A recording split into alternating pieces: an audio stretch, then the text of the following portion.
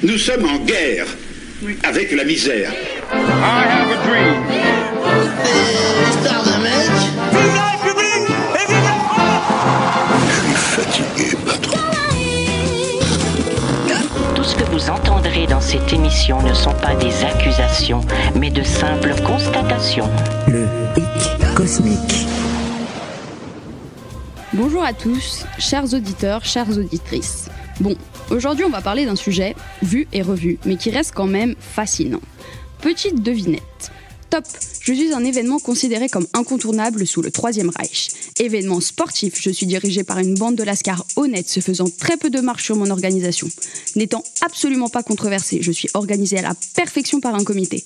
La flamme est mon emblème, et son relais a été créé par une star mondialement connue, le ministre Goebbels. Vous l'aurez donc deviné, roulement de tambour, les JO olympiques bien sûr. Et oui, cette merveilleuse invention qui nous vient tout droit de la Grèce antique. Selon la légende, c'est le rejeton de Zeus, Héraclès. Vous savez, le gars qui a tué ses enfants et sa femme et qui pour se faire pardonner a décidé d'abandonner ses jours de congé pour réaliser ses 12 travaux. Quel bosseur! Prenons exemple sur lui, je vous le dis. Si on faisait tous pareil, Gabriel Attal nous lâcherait la grappe avec son chômage et je pourrais peut-être même devenir égérie de France Travail. Donc Héraclès, le fils prodige, il s'est chargé à l'aide de ses gros bras de construire le stade olympique. Et voilà, c'est comme ça que sont nés les JO olympiques, qui se sont déroulés pour la première fois en 776. D'ailleurs, pour la petite anecdote, à l'origine, les JO ne regroupaient que des amateurs, pas de sportifs pros. Donc si Artémus, qui voulait débarquer avec son petit javelot qu'il pratique depuis 3 jours et se faire dégommer, il pouvait sans problème. Et c'est ça qui était génial. Autre fun fact, tous les athlètes étaient nus. Imaginez encore une fois Artémus qui se dit « Tiens, et si j'allais me battre, mais à poil parce que c'est quand même vachement mieux ».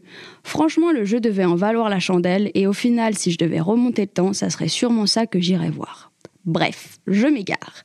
Les JO sont ensuite réformés fin 19e siècle par Pierre de Coubertin, monsieur très moustachu que vous pouvez retrouver au musée olympique de Lausanne en Suisse, sous forme de statue bien sûr, il est mort il y a un petit bout de temps quand même. Donc Pierre, pour les intimes, il est le fondateur de la CIO, le Comité international olympique, qui s'occupe d'organiser les JO. Pierre, il est aussi grave conservateur et lui, il ne voulait pas que les femmes et les noirs ne soient inclus parce que bon, faut pas pousser non plus. Heureusement pour nous, les choses ont changé et en 1928, au JO d'Amsterdam, les femmes sont introduites, puis les personnes en situation de handicap en 1960. Et bon, bah voilà. Aujourd'hui, certains diront que c'est un joyeux bordel et qu'on accepte de tout. D'ailleurs, parlons-en d'aujourd'hui. Les JO arrivent à grands pas. En France, ça sera la 6e fois depuis 1894. Et pour organiser les JO, évidemment qu'un tas de mesures ont été mises en place. Construction d'un centre aquatique, construction d'un village olympique, et dégager les étudiants aussi. Non mais franchement, virer les SDF, je veux bien, mais les étudiants, ils servent à quelque chose, eux. Sans déconner, si ça c'est du respect, c'est comme si je disais, venez, on organise une Coupe du Monde au Qatar, qui est le pays avec les droits de l'homme aussi développé qu'un village de la Creuse. Mais bon, malgré tout, les JO, ça a du bon. Je veux dire que si on peut trouver une note positive, c'est quand même un événement qui rassemble, et au final, ça permet de réunir tout un beau monde et de les faire concourir. Il faudrait juste que ça se fasse bien.